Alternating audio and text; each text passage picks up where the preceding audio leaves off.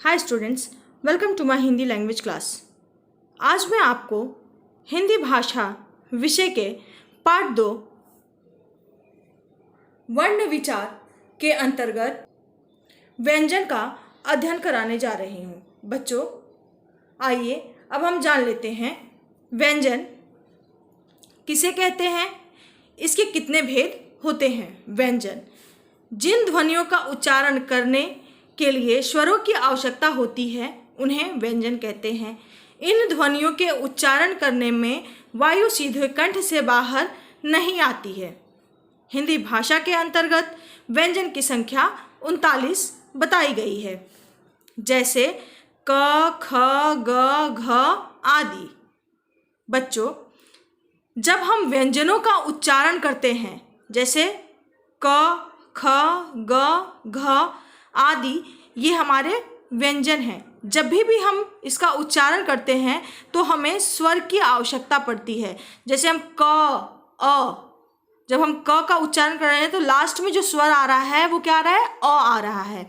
ऐसे ही हम ख का करेंगे, ख, ग, घ, सब में अंत में अ का उच्चारण हो रहा है और अ क्या है, स्वर है। तो बिना स्वर के हम इन व्यंजनों का उच्चारण नहीं कर सकते हैं। ये पूर्ण रूप से इन व्यंजनों का उच्चारण नहीं किया जा सकता है। और बच्चों, इन व्यंजनों का जब हम उच्चारण करते हैं तो जो हमारे मुख से हवा बाहर आती है वो किसी ना किसी मुख के अंग को स्पर्श करते हुए आती है। व्यंजन के भेद। व्यंजन के उच्चारण की दृष्टि से 3 भेद होते हैं। कौन कौन से? स्पर्श व्यंजन, अंतस्थ व्यंजन और ऊष्म व्यंजन। बच्चों, अब हम जान लेते हैं स्पर्श व्यंजन किसे कहते हैं। स्पर्श व्यंजन, बच्चों, जैसा कि इस व्यंजन के नाम से ही स्पष्ट होता है, स्पर्श, स्पर्श मतलब क्या होता है, छूना। ऐसे व्यंजन जिनमें हमारे मुख, हमारी जीभ मुख के किसी न किसी अंग को छूती है और तब उसका उच्चारण होता है, ऐसे व्यंजनों को क्या कहते हैं, स्पर्श व्यंजन कहते हैं।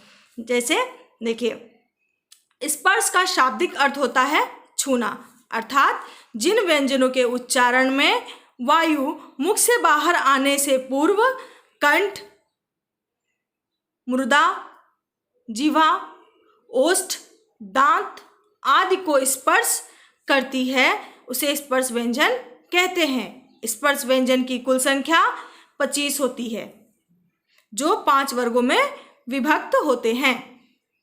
बच्चों, जब भी हम स्पर्श व्यंजनों का उच्चारण करते हैं तो जो हमारी जीभ है वो मुख के अलग अलग अंगों में स्पर्श करती है, जिससे कि उस व्यंजन का उच्चारण शुद्ध रूप से होता है।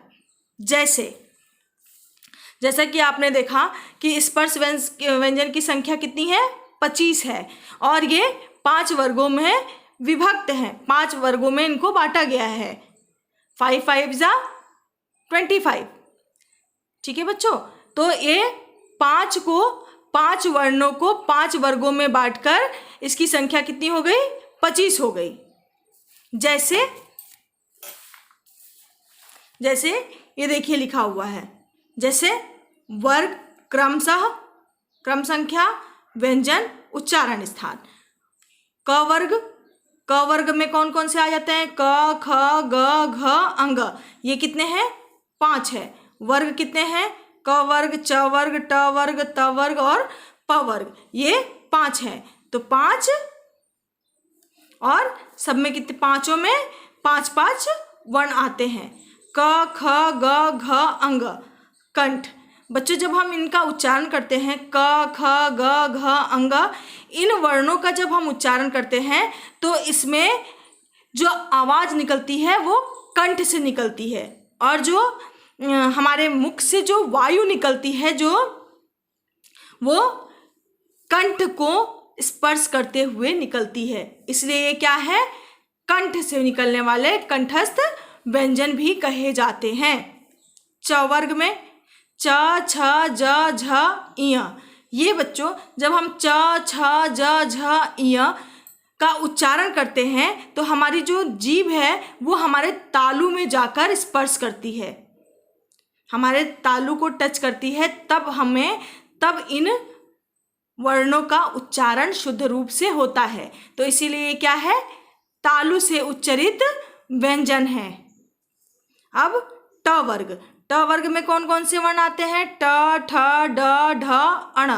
ये हमारी मूर्धा को स्पष्ट करती है। मूर्धा जो तालु हमारी ऊपर की है उसके आगे आप देखेंगे एक जिगजैग करके हमारे ऊपर बना हुआ है तालु में, उसे बच्चों मूर्धा कहते हैं। जब हम ट, ठ, ड, ढ का अड़ा का उच्चारण करते हैं तो हमारी जीभ जो है उस मूर्धा को जाकर स्पर्श करती है, टच करती है, तब जाके हम ट, ठ, ड, ढ अड़ा का स्पष्ट रूप से उच्चारण करते हैं। इसलिए इसको क्या कहते हैं, मूर्धा। इसका उच्चारण स्थान क्या होता है, मूर्धा होता है। अब त वर्ग, त वर्ग में कौन कौन से वर्ण आते हैं, त, थ, द, ध, न। अब जब हम त, थ, द, ध, न का उच्चारण करते हैं तो हमारी जो जीभ है वो किसको टच करती है, जाकर दांत को टच करती है। जब भी हम त, थ, द, ध, न पढ़ते हैं तब हमारी जीभ जो है वो दांत को जाके स्पर्श करती है, उससे हमारा जो त, थ, द, ध, न है वर्ण ये शुद्ध रूप से उच्चरित होता है। इसलिए इसका उच्चारण स्थान क्या है, दांत है। वैसे ही जब हम प, फ, ब, भ, म का उच्चारण करते हैं तो हमारे दोनों ओष्ठ एक दूसरे को स्पर्श करते हैं, इसलिए क्या है, ये ओष्ठ व्यंजन है। से हम बोलते हैं प, फ, ब, भ, म।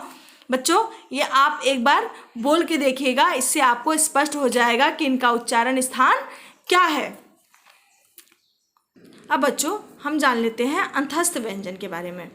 जिन व्यंजनों का उच्चारण स्वर और व्यंजन के मध्य का होता है उन्हें अंतस्थ व्यंजन कहते हैं। ऐसे व्यंजनों के उच्चारण में जीभ मुख के किसी भी भाग को पूर्णतः स्पर्श नहीं कर पाती है। इन्हें अर्धस्वर भी कहा जाता है। इन व्यंजनों का निर्माण स्वरों के आपसी संयोग से हुआ है। हिंदी भाषा में इनकी संख्या 4 होती है, य, र, ल, व। बच्चों इन व्यंजनों के उच्चारण में जीभ मुख के किसी भी भाग को पूर्ण रूप से, मतलब अच्छी तरह से, पूरी तरह से स्पर्श नहीं करती है, पूर्ण रूप से स्पर्श नहीं करती है। इसलिए इन्हें क्या कहते हैं, अंतस्थ व्यंजन कहते हैं। ये कौन कौन से हैं, य, र, ल, व। मतलब जीभ अलग अलग हिस्सों को टच तो कर रही है लेकिन पूरी तरह से नहीं कर रही है। ये इसलिए क्या है, ये अंतस्थ व्यंजन है। ये 4 होते हैं संख्या में। अब बात करेंगे ऊष्म व्यंजन की। ऊष्म, ऊष्म मतलब क्या होता है, गर्म।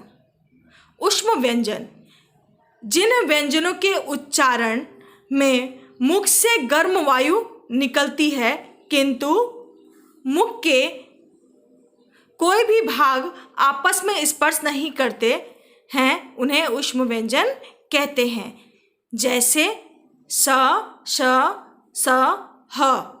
बच्चों ये जो हमारे 4 वर्ण हैं इनके उच्चारण में जब आप इनका उच्चारण करते हैं तो हमारे मुख से गर्म हवा बाहर निकलती है, किंतु ये किसी भी अंग को स्पर्श नहीं किया जाता है इसमें, तो इसलिए इसे क्या कहते हैं, गर्मी पैदा करती है, रगड़ कर आती है, इसलिए ये क्या है, ऊष्म व्यंजन है। अब बात करते हैं संयुक्त व्यंजन की। संयुक्त व्यंजन क्या होता है, संयुक्त, संयुक्त मतलब जहाँ पर एक से अधिक चीज़ें जुड़ी हुई होती हैं। संयुक्त व्यंजन में 2 विभिन्न व्यंजनों के मेल से बनने व्यंजन संयुक्त व्यंजन कहलाते हैं। इस संयोग से व्यंजनों का रूप परिवर्तित हो जाता है। बच्चों इस संयुक्त व्यंजन में 2 व्यंजन आपस में मिलकर एक नए व्यंजन का निर्माण करते हैं, लेकिन उसका जो रूप होता है वो परिवर्तित हो जाता है। जैसे क और श, क और श मिलकर किस चीज का निर्माण कर रहा है? छ का, श का, छ का। बच्चों, जैसा कि मैंने आपसे बताया था कि हर वर्ण में एक स्वर होता है, तभी वो वर्ण पूर्ण होता है। यहाँ पर क और श मिलके छ का निर्माण कर रहे हैं, लेकिन ना इसका रूप ना क के जैसा है और ना ही स के जैसा है। ये क्या है? अलग है, इसका रूप परिवर्तित हो गया है, लेकिन ये मिश्रित किसका है? इन दोनों का मिश्रण है। इसलिए ये क्या है? संयुक्त व्यंजन है। जैसे त और र मिलके क्या होगा? त्र हो गया, लेकिन ये त्र ना त के जैसा है ना ही र के जैसा है। इसका रूप क्या हो गया? परिवर्तित हो गया है, लेकिन ये इन दोनों का संयोग से त्र बना है। ठीक है बच्चों, तो छ से क्षत्रिय, त्र से पत्र। अब बच्चों हम जान लेते हैं श्वास वायु के आधार पर व्यंजनों के कितने भेद होते हैं। परिभाषा दीजिए। श्वास वायु, जब हम ध्वनियों का उच्चारण करते हैं तो कुछ ध्वनियों के उच्चारण में कम वायु बाहर आती है तथा कुछ ध्वनियों के उच्चारण में अधिक वायु बाहर आती है। श्वास वायु के आधार पर व्यंजनों के दो भेद होते हैं। अब बच्चों हम जान लेते हैं पहले श्वास वायु क्या होती है। श्वास क्या है? सांस लेना। जब हम कुछ व्यंजनों का उच्चारण करते हैं तो उसमें जो हम सांस लेते हैं वो जो हवा है जब हम छोड़ते हैं तो वो क्या होती है? कम, उसकी गति कम होती है, उसकी स्पीड कम होती है, और कुछ के उच्चारण में ज़्यादा हवा बाहर आती है। तो ये श्वास वायु के आधार पर कुछ व्यंजनों के उच्चारण में कम वायु बाहर आती है और कुछ के ज़्यादा बाहर आती है। वो क्या है? हमारा श्वास वायु है। अब श्वास वायु के आधार पर व्यंजन के कितने भेद होते हैं? दो भेद होते हैं। कौन कौन से? अल्प प्राण और महाप्राण। अब हम जान लेते हैं अल्प प्राण। अल्प मतलब क्या होता है? कम, जिसमें अल्प प्राण मतलब कम टाइम लगता हो, कम हवा का जिसमें मुख से कम बाहर हवा निकलती हो, वो क्या है? अल्प प्राण है। जैसे जिन व्यंजनों के उच्चारण में मुंह से निकलने वाली वायु की मात्रा कम हो उन्हें अल्प प्राण व्यंजन कहते हैं। प्रत्येक वर्ग का पहला, तीसरा तथा पांचवा व्यंजन तथा अंतस्थ व्यंजन अल्प प्राण हैं। जैसे देखिए, प्रत्येक वर्ग का, वर्ग कौन कौन से थे? मैंने अभी पीछे बताया था आपको। क वर्ग, च वर्ग, ट वर्ग, त वर्ग और प वर्ग। इनके जितने भी ये वर्ग हैं 5, इसका पहला, तीसरा और पांचवा अक्षर। पहला अक्षर क वर्ग का क्या है? क। तीसरा क्या है? ग। और पांचवा क्या है? अंग। इसमें ये पांचों वर्ग के पहला, तीसरा और पांचवा वर्ण आते हैं तथा क्या आता है इसमें? और अंतस्थ व्यंजन। अंतस्थ व्यंजन हमारे कौन कौन से हैं? य, र, ल, व। जैसे क, ख, क, ग, अंग, प, ज, य। बच्चों ये च है, प नहीं, ये च है। अब च वाले में पहला अक्षर क्या है? च, तीसरा ज और ये पांचवा य है। ऐसे ही ट, ड़, ण, त, द, न, प, ब, म और य, र, ल, व। ये हमारे क्या है? अल्प प्राण है। अब महाप्राण। महाप्राण में इन व्यंजनों के उच्चारण में मुख से निकलने वाली वायु की मात्रा अल्प प्राण व्यंजनों की अपेक्षाकृत अधिक होने के कारण इन्हें महाप्राण व्यंजन कहते हैं। अल्प प्राण में जितनी मतलब कम स्पीड से वायु निकल रही थी उसकी अपेक्षा, अल्प प्राण की अपेक्षा इसमें अधिक तेजी से वायु मुख से बाहर निकलती है, इसलिए ये क्या कहा जाता है? इन्हें महाप्राण व्यंजन कहा जाता है। अब इसमें कौन कौन से वर्ण आते हैं? प्रत्येक वर्ण का दूसरा तथा चौथा व्यंजन तथा ऊष्म व्यंजन महाप्राण व्यंजन होते हैं। अब क वर्ग का क्या दूसरा वर्ण क्या है? ख, और चौथा घ। ऐसे ही च वर्ग का छ और झ, ठ, ढ, थ, ध, फ, भ, श, श, श, ह। ये सब क्या है? महाप्राण व्यंजन हैं। अब बच्चों हम जानते हैं स्वर तंत्रियों के में कंपन के आधार पर व्यंजनों के कितने भेद होते हैं। स्वर तंत्रियों में कंपन, जब हम स्वरों का उच्चारण करते हैं तो जो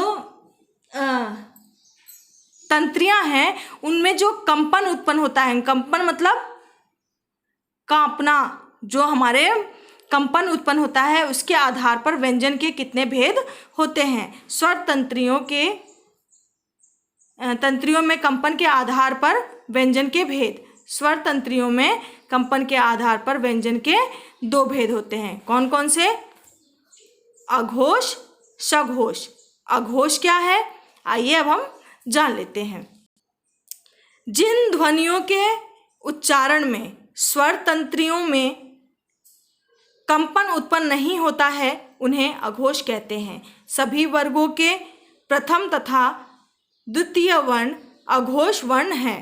इनकी संख्या 13 होती है। जैसे प्रथम क, ख, च, छ, ट, ठ, त, थ, प, फ, और सारे हमारे क्या आ गए? स, स, स। ये हमारे 13 क्या हैं? अघोष हैं।